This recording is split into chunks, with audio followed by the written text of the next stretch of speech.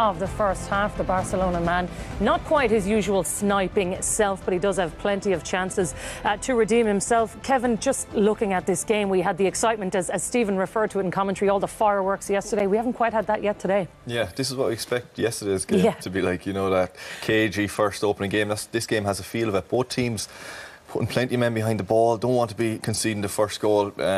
You know, Uruguay probably shaded it Suarez with a great chance, but Egypt have got into good positions. They just looked, Ray said in the commentary, just looked like they didn't want to commit that extra man into the box when they had the chance.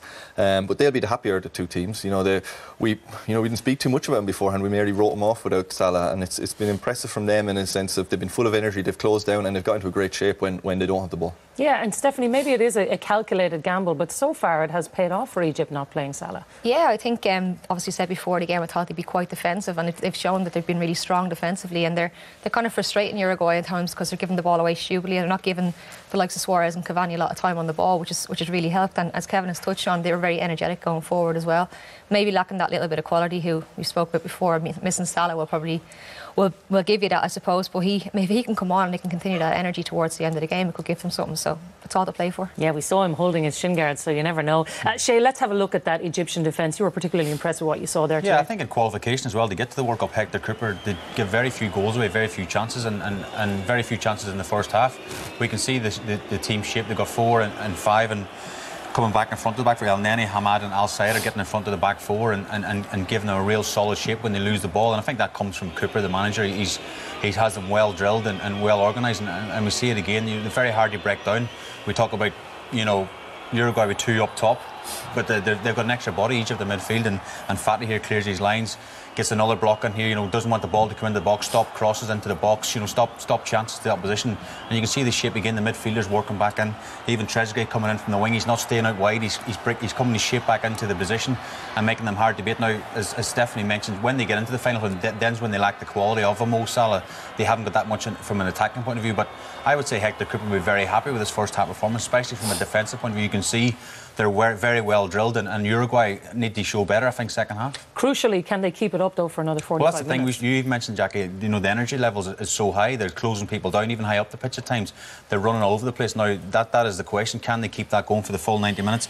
And we'd love to see, as you say, Mo Salah, he's cutting his shin guards up, so he's getting himself ready for some part of the second half. Yeah, well, we shall see. At the other end of the pitch, Stephanie, both of you were talking about the two strikers, Cavani and Suarez. We're going to look at both of them. Let's start off with Cavani and what he's done there today. Yeah, he's kind of been working off scraps, really, hasn't he? He's had a couple of half chances. I think we obviously spoke with Shay about how well Egypt are doing in kind of blocking that supply off to them at times, but he's done well to kind of make something off the first shot he gets off. He gets the shot off, and it's a good save by the keeper, but it's not much on it, really. I think it's, as I said, he's working off scraps at times with that ball not getting through to him enough, but I think the quality he has, we've seen him for PSG, he can pull goals out of anywhere, so I think we spoke about how good Egypt have been, but can they keep that going for the second half and just keep him out, because he is a big threat, and as I said, he can make something out of nothing. And here we are, a volley from the edge of the box, which I think if that defender isn't there, it could sail into the top corner. So he's kind of looking to get onto anything he can, and at the minute he's not getting much, so if they can keep it like that in the second half. If he's not getting a sniff, Suarez is maybe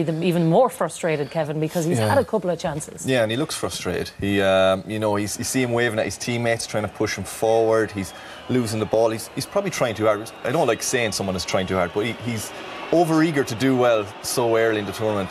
He had the best chance of the game. You see here, he'll do better than that 9 times out of 10. Surprised Egypt let him go so easily here on the back post, one of their best players. But again, he snatches out. He probably sees the keeper coming late here, in fairness. The keeper rushes at him and he just tries to sneak it in the near post. He was hoping for an offside or a free kick from the ref there. You see him looking around, he couldn't believe he'd missed it. Again, just bad touches. He's trying a free kick from 40 yards to maybe redeem himself, and he's you know, very unlikely to ever score from there.